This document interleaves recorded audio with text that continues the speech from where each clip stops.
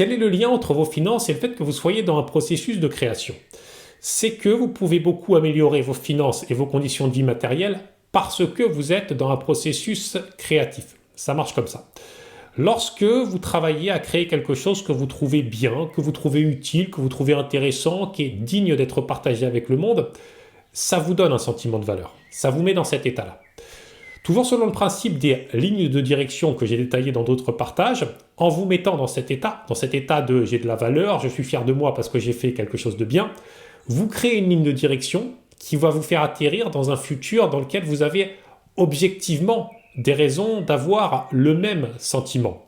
Et donc, ça peut se traduire par le fait d'avoir plus de clients, par le fait de trouver une opportunité professionnelle qui paye mieux ou même d'avoir une augmentation de salaire. Vous voyez, c'est ça le lien entre les deux. Peut-être que c'est quelque chose que vous avez déjà vécu. Vous voyez, vous avez créé quelque chose qui vous a rendu très fier de vous. Ça vous a mis dans un certain état.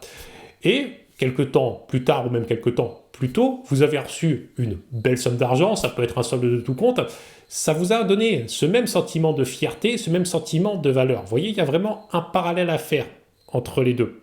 Il faut vraiment que ça soit quelque chose qui vous permette d'exprimer votre potentiel, quelque chose qui vienne de vous. Il n'y a pas besoin que ça soit forcément quelque chose de grand. Vous pouvez par exemple créer de la beauté chez vous en réorganisant votre intérieur. Vous pouvez emmener d'autres personnes faire du sport. Vous pouvez créer des chorégraphies de danse. Vous pouvez faire de la belle couture si vous pouvez faire ça. Vous voyez, ce qui vous permet de créer quelque chose que vous trouvez qui a de la valeur. L'erreur à ne pas faire, c'est de créer ce qui plaît et non pas ce qui vous plaît. Parce que là, vous serez beaucoup moins dans ce sentiment d'avoir de la valeur, d'avoir créé de la valeur que vous avez apportée vous-même. Il faut faire comme Steve Jobs, le patron d'Apple, qui a dit « Je ne lis pas d'études de marché, c'est moi qui dis ce qui plaît ». Et donc, ça a donné la tablette dont personne n'a besoin, mais que tout le monde veut. Je ne vous dis pas non plus qu'il faut essayer de monétiser une de vos passions. Bien sûr, ça, vous pouvez le faire si vous voulez, mais la question se pose quand même, est-ce qu'une passion qu'on essaye de monétiser, ça reste une passion? Ça, c'est pas la question ici. C'est juste que en créant de la valeur, vous allez vers le fait de recevoir de la valeur dans votre vie par un canal ou par un autre, que ce soit par un travail, que ce soit par un moyen de subsistance autre, c'est vers là que vous allez. Vous créez d'abord de la valeur, vous vous mettez dans ce sentiment de valeur et donc vous vous approchez du fait d'en recevoir.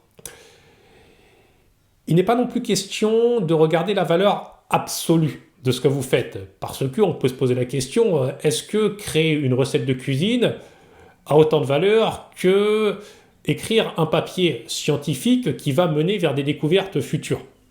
En tant qu'être humain, c'est très difficile d'attribuer une valeur absolue à ce qu'on crée. L'important, c'est vraiment que pour vous, ça en est. Que subjectivement, vous trouviez que ce que vous travaillez à créer a de la valeur. Ça, c'est vraiment une grande voie vers l'amélioration de vos conditions financières et matérielles. C'est un levier d'action qui est à votre disposition pour mieux vivre.